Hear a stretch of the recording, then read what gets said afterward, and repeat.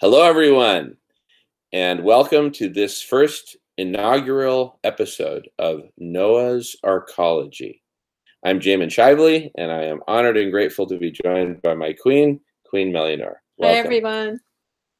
Hi, Jamin. Great to see you all again. So, what is Noah's Arkology, or what is the motivation? So, the context is that I'll just call it the Guy McPherson apocalypse. Just look up Guy McPherson on YouTube if you haven't seen him. And it's basically that the Guy McPherson apocalypse is coming like a cannonball, and it's looking kind of hard to stop at this point.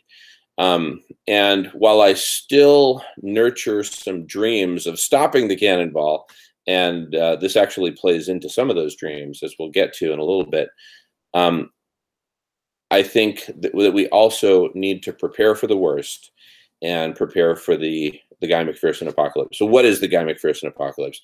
It's runaway abrupt climate change, leading to about a plus 10 degrees centigrade rise in global average temperature from where we are today in a span of say 10 to 20 years. So very quick, and or less potentially, but utterly catastrophic. Most of life on Earth would die.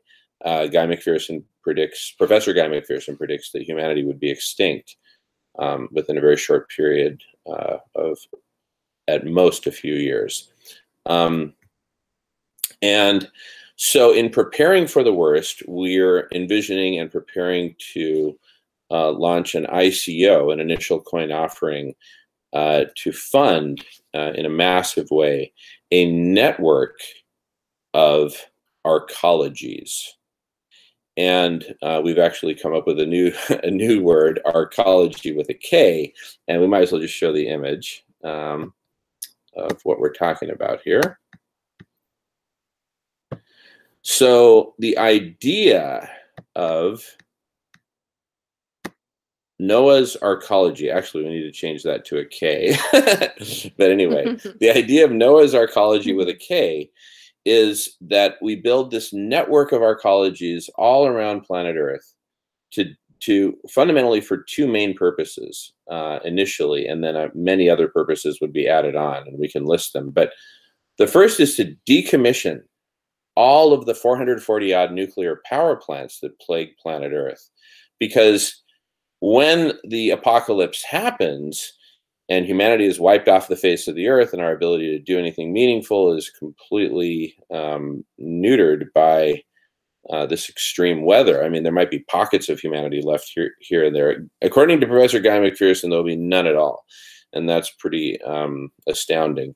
But anyway, bottom line, the nuclear power plants would most likely go Fukushima, and 440 nuclear power plants going Fukushima means that so much ionizing radiation would be released that we would fry the atmosphere and be left with a dead, hot, radioactive, atmosphere-free, lifeless planet. So that's what's on the table here. So we're envisioning co-locating weather-resistant, self-sufficient arcologies nearby the nuclear power plants, so that the people living in those arcologies and the robots living in those arcologies combined, and all the tools and fleets of trucks and whatever else is needed, can decommission the nuclear power plant. Some estimates for nuclear power plant decommission go into the decades, depending on the technology. But I have high hopes that we can develop the means and the technologies to decommission them a lot more quickly. The second big purpose is, as in the original Noah's Ark, saving as many species as possible. And in some cases that will involve relocating species to other latitudes, because there's going to be so much heat and so much extreme weather and whatnot. Places that used to be lush will be barren deserts, hot, scorching, barren deserts that occasionally will get torrential rainfall. So the species that used to thrive there will need to be relocated to latitudes where they at least have a chance of surviving. And, not all species are going to make it. Obviously, we've got a couple hundred species a day going extinct right now. We're in the middle of the sixth mass extinction. So I've got no illusions that we're going to save all species, but we've got to be able to save as many as we can. And as much as we can of life, including complex life. And habitats. And habitats, absolutely. So the arcologies can protect habitats and maintain certain habitats as well for various species and ecosystems.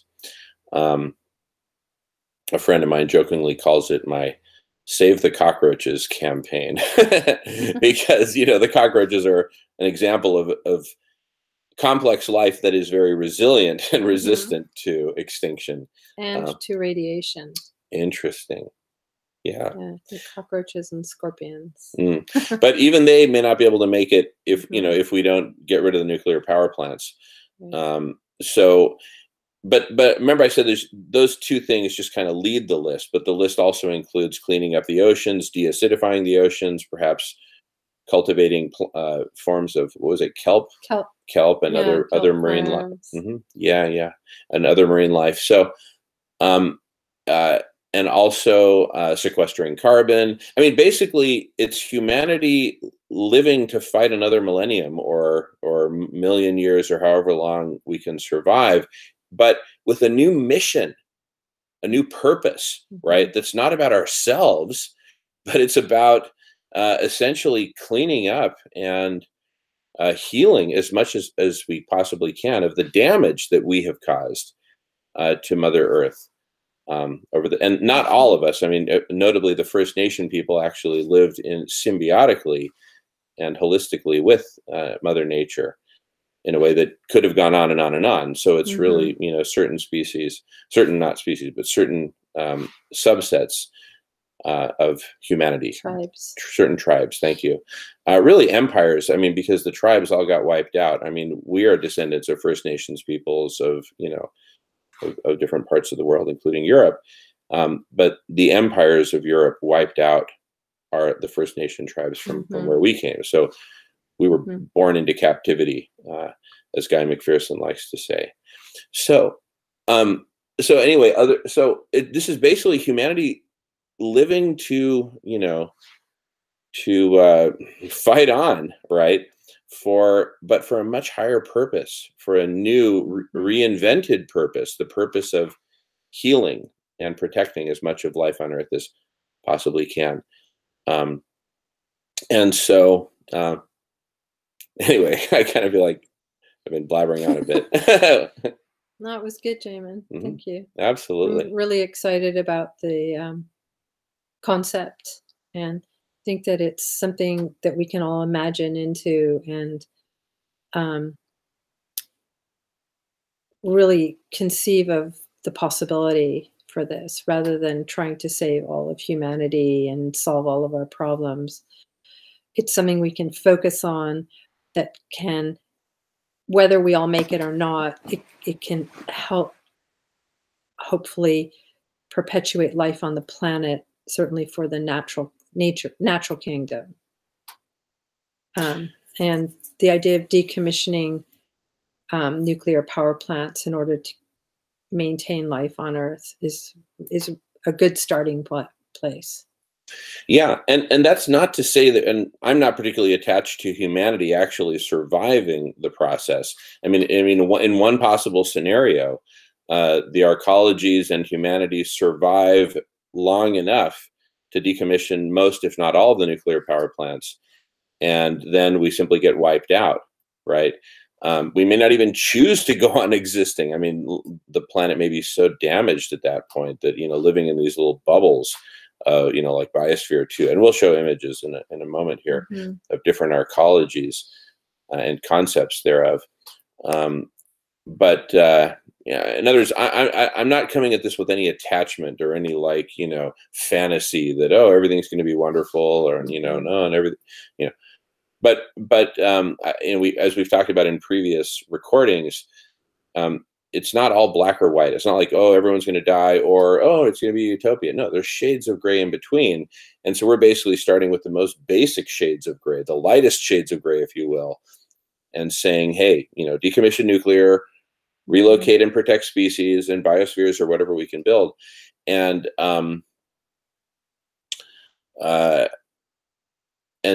so on, but let's, having said that, just with those two alone, and with humanity sticking around for a while and weather resistant, protected, I'll say quasi self-sufficient, because they all actually will need each other. And they may also need a good kind of training wheels boost of a bunch of stored grain, stored fuel, stored, spare parts, equipment, whatever, raw materials, in order to, to shut down nuclear power plants, which presumably, requires tools and equipment. I mean, even envisioning having fleets of vehicles, weather-resistant vehicles, that would need to be engineered with incredible, bearings and sealants and systems to keep the dust and the grit and the weather out, so that they're, ready to drive through or float through mud, marshes, whatever it takes. And we're not just thinking about land-based, arcologies like Arcosanti and Biosphere 2, but, floating arcologies. And these have been envisioned by, lots and lots of really creative people over the decades. Do you want to show the images? Yeah, let's do that. That's a great idea. Yeah, great idea. Thank you. Okay. So, Arkology with a K. We'll get back to the memes in a minute, but who's in and prepare for the worst? This is Arcosanti Pioneer, led by Paolo Soleri, a visionary of arcology from decades back. And it's been partially built, and a small fraction of the vision in terms of its evolution and population. Anyway, there are some people living there and working on it, but it definitely hasn't achieved the vision that they set out to achieve. And that's an interesting conversation in itself. This is an image of Biosphere 2. Michael Gosney, one of our colleagues, is has been on the board of both Biosphere 2 and Arcosanti, I understand. And this is also Biosphere 2 seen from above. You see, you've got a section of tropical rainforest, and that's the tallest in the whole place because it's got to have the canopy. Then you've got an ocean section with water, upper savanna, coastal fog desert, south lung. How cool is that? Yeah, it's really awesome. Habitat kitchen, technosphere. I mean, this is just really cool stuff. So, and what we can do deploying radical collective intelligence, which I talk about in other videos, is we can actually take from these humble beginnings, right? Humble but powerful beginnings. We can expand to all kinds of different scenarios. And since we're going to need thousands of arcologies all over the world, which may house, I don't know, a fraction of humanity, maybe 1% of humanity, we need to be very creative in our envisioning what's possible, because, there's going to be radically different environments, right? Conditions in different parts of the world. And we have some nuclear power plants, located on coastal areas. Those are going to be really important to address, both from the sea and from the land. So, we need to pioneer at the level of conversation and design and modeling and simulation a plurality of different kinds of arcologies, right? And Noah's Arkology with a K really stands for all of them, the entire planetary network of arcologies. Yeah. So,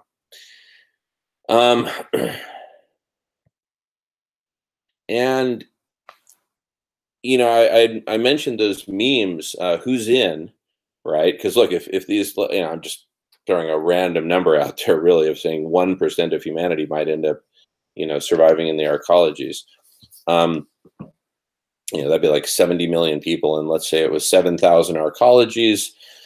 7,000 arcologies with an average of 10,000 people each would be 70 million people.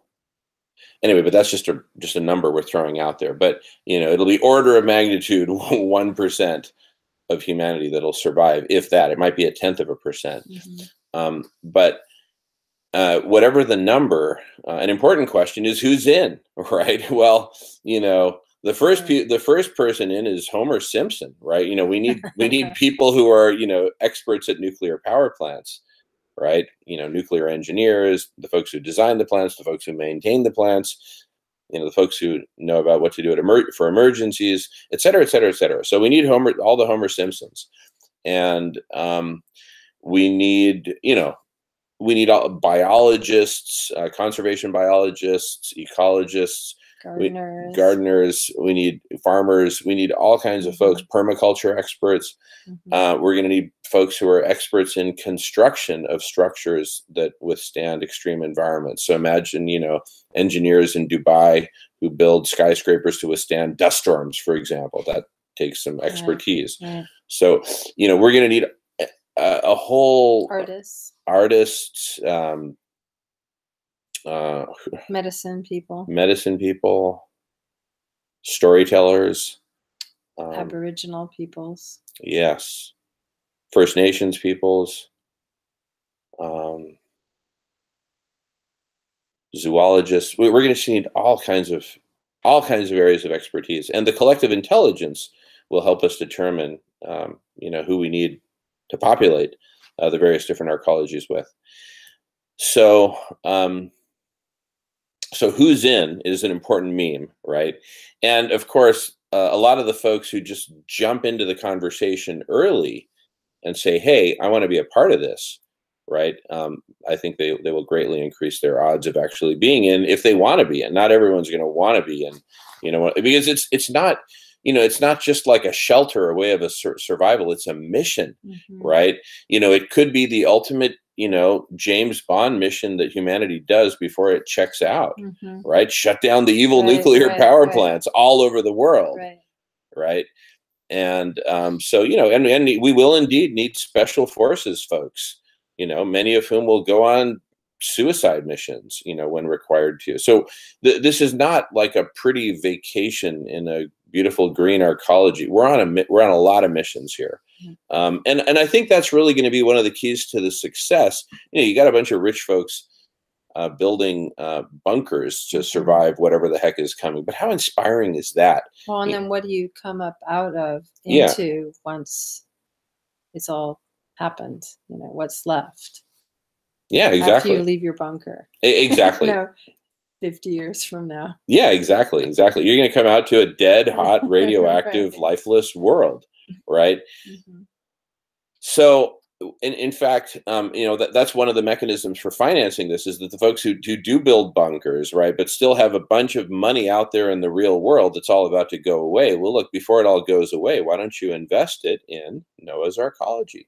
Invest it in the network of arcologies, designed and built to clean up the nuclear stuff, help as much of life on Earth to survive and thrive, and then with that as a platform, we can actually build from there and say, okay, well, now that we're, if we hang in there for a while, to the extent that we hang in there for a while, we do whatever else we can with our collective intelligence to heal Mother Earth, cleaning up the ocean, sequestering carbon, geoshading, refreezing the Arctic, whatever. We'll just do what we can. But now with a whole new mission, a whole new vision, and also a whole new level of unity that we've never had before. See, it's been every person for themselves, trying to, hoard all they can. And doing things in the same way we've done them for a long time now. It's just, that's not working. Yeah. So I have a question for you, Jamin. Yes, my queen. Where do we start? Yeah. Well, we're starting right here with this video, because we broadcast this to the world, and we invite the world to join us and participate. And that is the beginning of the answer of who's in, right?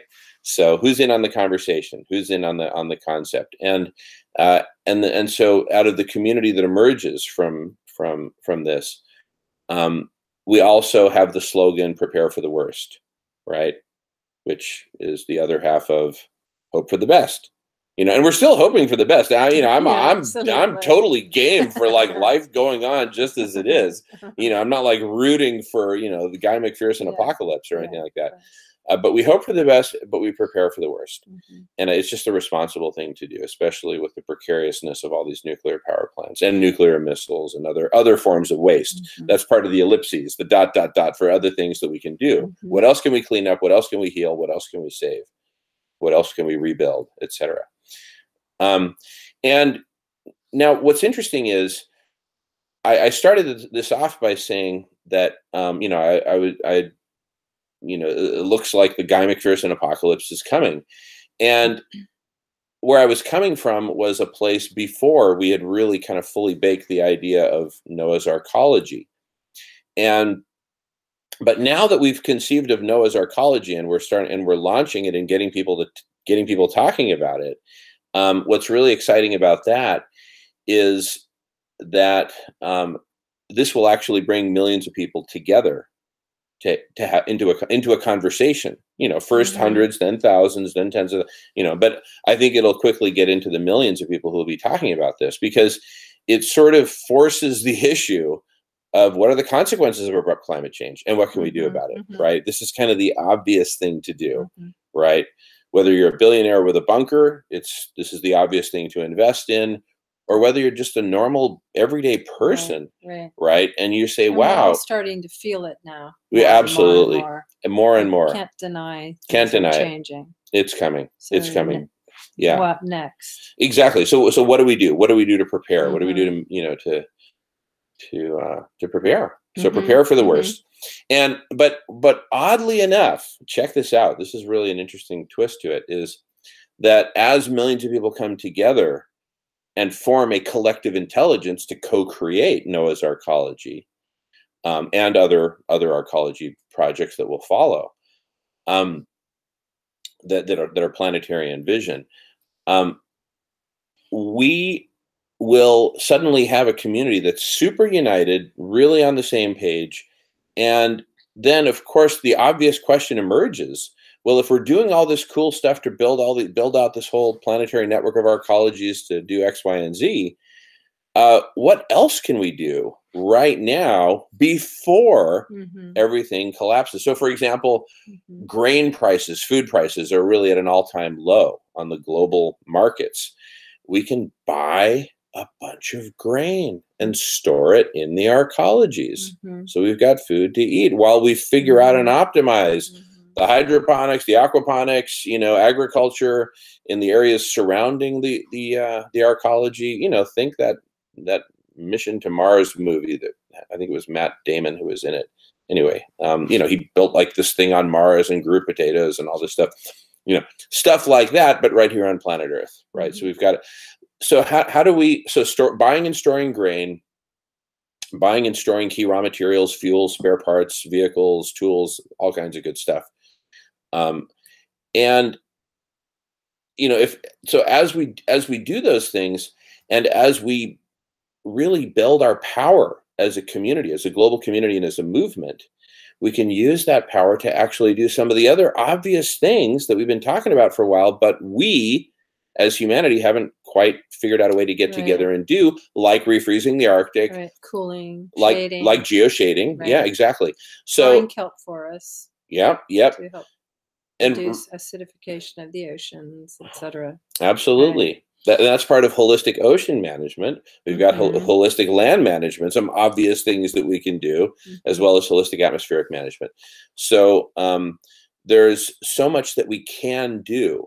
And I really think that these Arkologies will be, this is the best. Noah's Arkology is the best project that to date that we have thought up that can actually bring together millions of people with a common mission, a common vision, a common dream.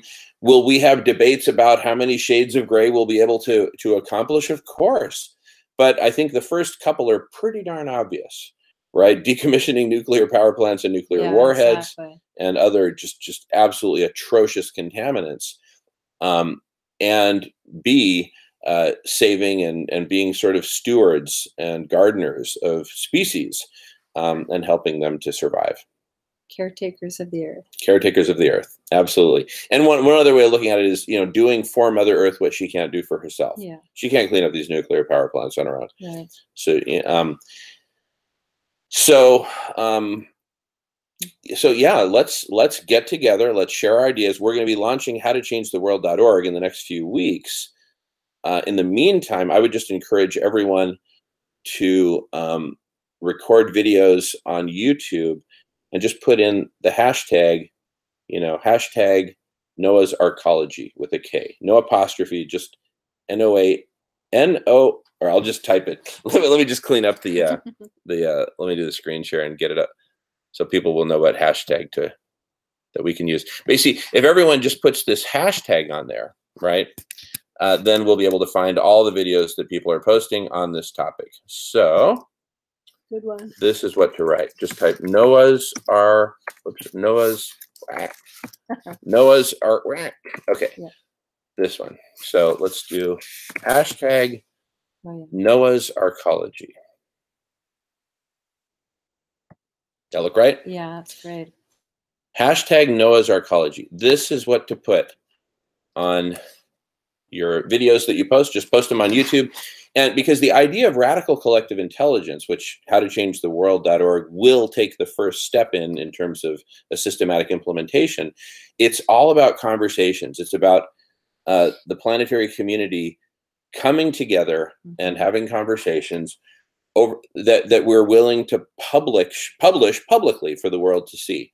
And we will, in later stages of implementation of radical collective intelligence, we will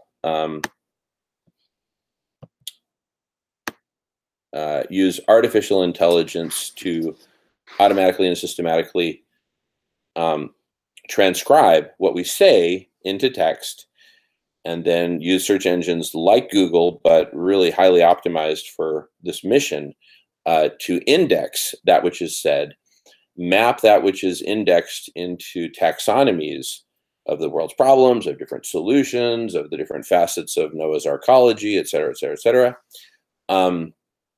And then other implementations of artificial intelligence to automatically connect different people together and say, hey, Jamin, Melissa, you two should talk, right? And so, because there are a lot of us who need to be talking to a lot of other of us, times many million, really. And we need some help doing that. So it's sort of like, think of it as the Match.com of Noah's Arkology, or the Match.com of global transformation. The two are really synonymous. So anyway, everyone jump in, and we'll keep y'all posted, and we'll let you know when howtochangetheworld.org is really up and running. The new version. There's some cool stuff up on there now. Don't get me wrong; it's worth checking out, but it's not ready to join yet. But it will be soon, in the next few weeks. We'll let you know. In the meantime, record your videos here, and then when howtochangetheworld.org is up and running, you can post them there. Fair enough. So you just paste in the URL, and we'll show you how to do that at the right time. Whew. Anything else to say, my queen? Just come with your ideas. Yeah, come with your ideas, both about Noah's Arkology and about the other things that we can do before we go Guy McPherson. I love Guy McPherson, by the way, but it's just that, it's a heavy message. Yeah. It's heavy. Yeah. Yep. And this is a positive way forward, regardless of the outcome. That's right. And this is one positive way forward. If you have a different one, put that out there too. Right.